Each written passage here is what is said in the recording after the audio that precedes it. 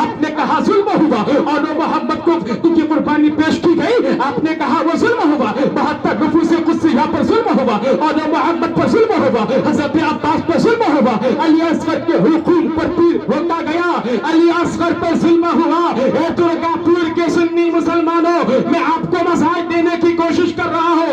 المختصر ٹوپی سر میں پہننے کی چیز ہے، چاہے وہ مخملی ٹوپی ہو، چاہے وہ ہلکی ٹوپی ہو، چاہے وہ موٹی ٹوپی ہو، چاہے وہ کوئی بھی ٹوپی ہو، ٹوپی سر میں پہننے کی چیز ہے، ٹوپی سر میں ہی پہنیں گے۔ اور کہیں پہن سکتے ہیں کیا آپ لوگ؟ نہیں، آپ لوگ اور کہیں پہنتے ہیں؟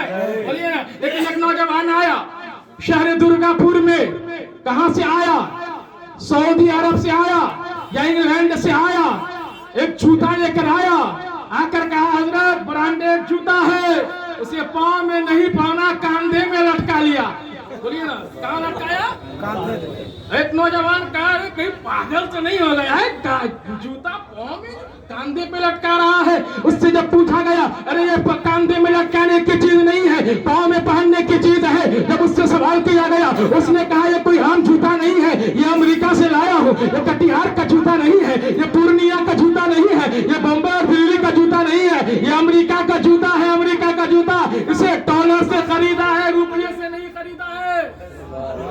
بولیے نا، زور سے بولیے، اس سے خریدا ہے، ڈالر سے خریدا ہے، اس نے کاندھے پر رکھا ہے۔ تو اب درگا پور کے لوگ یہ کہیں گے، اے حافظ و قاری انور رضا سلمہ، اے شہزادے حضور حافظ ملت پیر صاحب، یہ سن لیجئے، وہ آدمی لگتا ہے پاگل ہو گیا ہے، وہ آدمی لگتا ہے دیوانہ ہو گیا ہے، وہ آدمی لگتا ہے مجنون ہو جائے گا، مجنون ہو گیا ہے۔ تو حضرت نے جواب دیا، جناب علی رضا رہبر کٹیہاری صاحب نے کیا جواب دیا؟ نقیب اعظم ہندوستان نے، ارے وہ پاگل نہیں ہے، وہ دیوانہ نہیں ہے، یہی تو دراصل میں ظلم ہے۔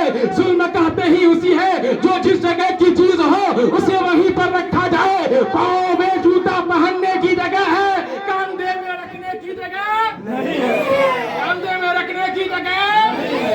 اب پتہ کیا چلا، اگر کسی کی بیوی مر جائے صرف وہ ظلم نہیں ہے، مسجد میں آذان ہو نماز کے لیے نہ جاؤ، یہ ظلم ہے۔ زبان دیا ہے اللہ کی عبادت کے لیے، قرآن کی تلاوت کے لیے، اللہ کے رسول کی حدیث کو پڑھنے کے لیے، اگر قرآن نہ پڑھو تو یہ ظلم ہے۔ آنکھ دیا ہے صحیح چیز دیکھنے کے لیے، اب رات میں مووی دیکھو تو یہ ظلم ہے۔ حضرات محترم، پیارے بزرگوں اور دوستوں، یہیں سے آپ کو میں مساج دینے کی کوشش کر رہا ہوں۔ ڈاکٹر علامہ اقبال نے بہت پہلے کہا، ہم مسافر ہیں یہاں پہ اور کوئی دلچسپ ہے، بلبلیں اڑ جائیں گی بس سونا چمن رہ جائے۔ اطلسو کم خواب کے کپڑوں پہ کیوں نازا ہے تم کو، اس بطن بے جان پہ صرف خالی کفن رہ جائے۔ آج سیدنا سرکار غوث اعظم کی بارگاہ میں لے کے جاتا ہوں، اس کے بعد پھر حضرت تشریف لائیں گے، جائیے گا کہ نہیں؟ سلام پڑھیے گا، سنیے گا، ابھی تو آپ لوگ سلام پڑھنے کے لیے ہلہ کر رہے تھے بھائی۔ سیدنا سرکار غوث اعظم کے بچپنے کا زمانہ ہے، بچوں کے ساتھ کھیل رہے ہیں۔ کیا کھیل رہے ہیں؟ بچوں کے ساتھ کھیل رہے ہیں۔ پہلے کے زمانے میں بچے آپس میں کھیلا کرتے تھے، 5 بچے ایک ساتھ ہوتے تھے، 4 بچے آنکھ کو بند کر لیتے تھے۔ بچے آپس میں کہتے تھے ایک دوسرے کو آنکھ بند کرو یعنی مر جاؤ۔ پھر اس کے بعد ایک بچہ چھپ جایا کرتا تھا، پھر وہ وہاں سے آواز لگاتا تھا کہ اب بیدار ہو جاؤ۔ کیا بولتا تھا؟ اب بیدار ہو جاؤ، یہ کھیل کھیل رہا تھا۔ اور سیدنا سرکار غوث اعظم کے نانا جان حضرت عبداللہ سامعی کی بارگاہ میں ایک عورت آئی، اس کے پاس ایک ہی بیٹا جو کہ انتقال کر گیا۔ آنے کے بعد وہ عورت یہ کہہ رہی ہے، اے عبداللہ سامعی، ہمارے پاس ایک ہی بیٹا تھا، آپ رب کی بارگاہ میں دعا کرو اسے پھر سے دوبارہ زندگی مل جائے۔ کیا مل جائے؟ اسے پھر سے دوبارہ زندگی مل جائے۔ لیکن حضرات محترم، پیارے بزرگوں اور دوستوں، ملاحظہ فرمائیے، حضرت عبداللہ سامعی نے آنکھ کو بند کیا، لوح محفوظ کو دیکھا اور دیکھ کر کہا، اے عورت سنو سنو، تمہارے بچے کی زندگی تمام ہو چکی ہے، مکمل ہو چکی ہے، ختم ہو چکی ہے، اب اسے دوبارہ زندگی ملنے کا کوئی بھی چانس نہیں ہے۔ حضرات محترم، پیارے بزرگوں اور دوستوں، وہ عورت وہاں سے روتے ہوئے جو ہے اپنے بچے کو لے کر گھر جا رہی تھی، راستے میں ایک شخص سے ملاقات اس شخص نے کہا اے عورت تو کیوں رو رہی ہے؟ تیرے رونے کی وجہ کیا ہے؟ آخر معاملہ کیا ہے؟ وہ عورت کہتی ہے میرے پاس ایک ہی بیٹا تھا، میرا بیٹا انتقال کر گیا ہے، میں عبداللہ سامعی کی بارگاہ میں گیا لیکن عبداللہ سامعی نے مجھے واپس لوٹا دیا۔ کیا کیا؟ واپس لوٹا دیا۔ عبداللہ سامعی نے واپس لوٹا دیا۔ اس نے کہا سنو نانا کی بارگاہ سے واپس لوٹے ہو، چلے جاؤ جنگل میں۔ سیدنا سرکار غوث اعظم شیخ عبد القادر محی الدین جیلانی بچوں کے ساتھ کھیل رہے ہیں۔ کیا کھیل رہے ہیں؟ اور حقیقت یہ ہے جب سیدنا سرکار غوث اعظم بچوں کے ساتھ کھیلتے تھے، سیدنا سرکار غوث اعظم کہتے تھے موتو، تمام بچے مر جاتے تھے، پھر آپ اللہ کی عبادت و ریاضت میں مشغول ہو جاتے تھے، پھر اس کے بعد آپ کہتے تھے قومو، پھر تمام بچے زندہ ہو جاتے تھے۔ انہوں نے کہا کہ آپ جاؤ اور جا کر جو ہے آپ اس مرے ہوئے بچے کو لے کر جاؤ، جب سیدنا سرکار غوث اعظم کی باری آئے تو اس بچے کو وہیں پر لٹا دینا۔ جو مرے ہوئے بچے کو لٹایا جائے گا، جو بچے جو ہے سوئیں گے وہ اسی جگہ جا کر لٹا دینا۔ یہ عورت جو ہے اسی چالاکی میں رہی۔ جب سیدنا سرکار غوث اعظم کی باری آئی تو اس بچے کو لے جا کر وہ لٹا دی۔ لٹانے کے بعد جب آپ چلے جاتے تھے اللہ کی عبادت کے لیے، تمام بچے تو کھیلتے تھے لیکن جب بچے کو سلاتے تھے منہ تو مر جاؤ، جب بچے مر جاتے تھے اس کے بعد جو ہے پھر آپ جب واپس لوٹے اور آ کر کہے قومو، بیدار ہو جاؤ، تمام بچے بیدار ہو گئے۔ بولیے سبحان اللہ۔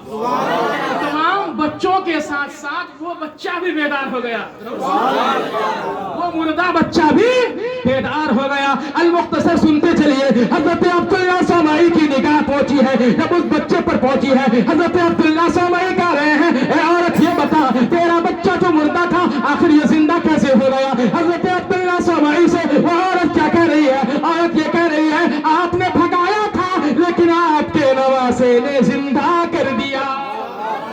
آپ نے بھگایا تھا، آپ کے نواسے نے زندہ کر دیا۔ حضرت عبداللہ سامعی چل گئے، گھر سے لاٹھی لے کر چلے نواسے کی تلاش میں، لاٹھی لے کر نواسے کی تلاش میں گئے۔ نواسے کی نگاہ پہنچی ہے، کیا دیکھ رہے ہیں؟ عبداللہ سامعی لاٹھی لے کر آ رہے ہیں۔ حضرت عبداللہ سامعی کو جب دیکھا ہے تو نواسے نے کہا اے لوگو، اے ساتھیو، بھاگو، میرے نانا عبداللہ سامعی آ رہے ہیں۔ تمام بچے بھاگنے لگے، سیدنا سرکار غوث اعظم آگے بچے پیچھے، سب سے پیچھے حضرت عبداللہ سامعی آواز لگا رہے ہیں، دوڑائے چلے جا رہے ہیں۔ اسی درمیان قبرستان آ جاتا ہے، سیدنا سرکار غوث اعظم فرماتے ہیں اے قبرستان کے مردو، اٹھو تم بھی بھاگو، عبداللہ سامعی آ رہے ہیں۔ تمام قبرستان کے مردے اڑ جاتے ہیں اور غوث اعظم کے پیچھے ہو جاتے ہیں۔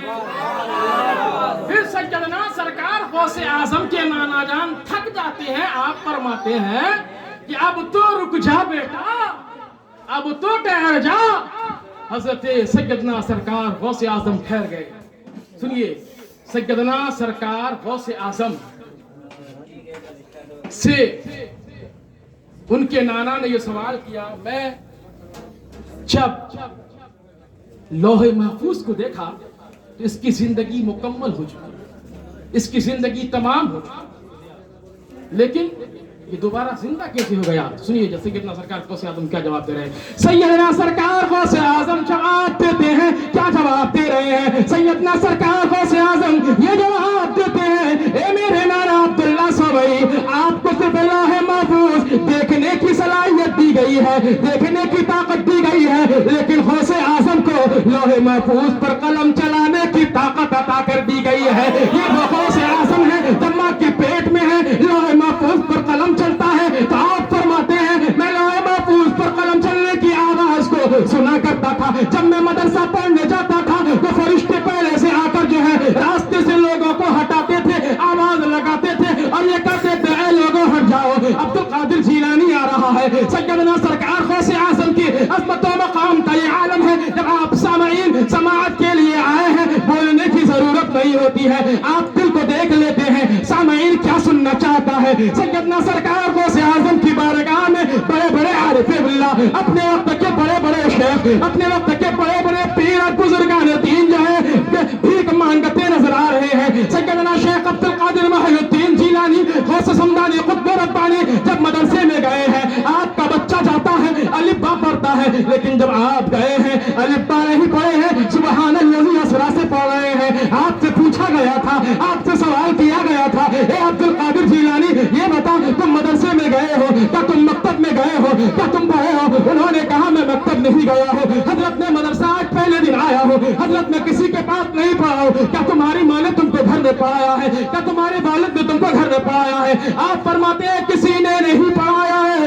اے عبد القادر جیلانی تو 14 پارے قرآن تم نے کہاں پڑھا ہے؟ اے میری ماں اور بہنوں سنا، سیریل دیکھ کر جو ہے ٹی وی دیکھ کر مت سونا۔ سیدنا سرکار غوث اعظم فرماتے ہیں، کیا فرماتے ہیں؟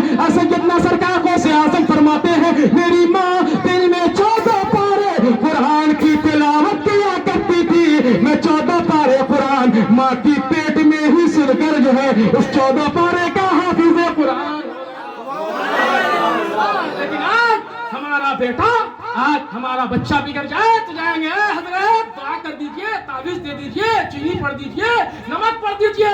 ارے بے وقوف، حکم ہے شریعت کا 7 سال کے بعد اگر بچہ نماز نہ پڑھے مار کر پیٹ کر اسے مسجد کی طرف روانہ کرو، نماز کی عادت لگاؤ۔ باپ شرابی ہے تو بیٹے کو کیا کہے گا؟ باپ جواری ہے، باپ خود فلم دیکھتا ہے، باپ خود جو ہے غلط کام میں ملوث رہتا ہے، بچوں کو کیا تربیت دے گا؟ اس لیے پیارے آقا کے پیارے دیوانوں، اگر کامیابی چاہتے ہو، اگر کامرانی چاہتے ہو تو دولت کامیابی نہیں ہے، زمین کامیابی نہیں ہے، شہرت کامیابی نہیں ہے، نقابت کامیابی نہیں ہے، خطابت کامیابی نہیں ہے، تقویٰ کامیابی ہے۔ اگر کامیابی چاہتے ہو تو آؤ سرکار اعلیٰ حضرت مجدد دین و ملت الشاہ امام احمد رضا خان فاضل بریلوی کی مسلک کو دیکھو اور مسلک اعلیٰ حضرت کو اپنے سینے سے لگاؤ۔ زندگی یہاں بھی کامیاب ہے، وہاں بھی کامیاب ہے۔ خوب کی شیر چمن پھول چنے شاد رہے، باغباں جاتا ہوں میں گلشن تیرا آباد رہے۔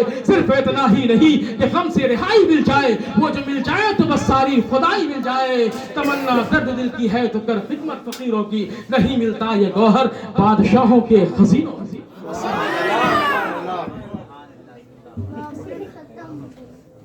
دوسرا پڑھوا دیتے ہیں، بیٹھ کے دوسرا پڑھوا دیجیے۔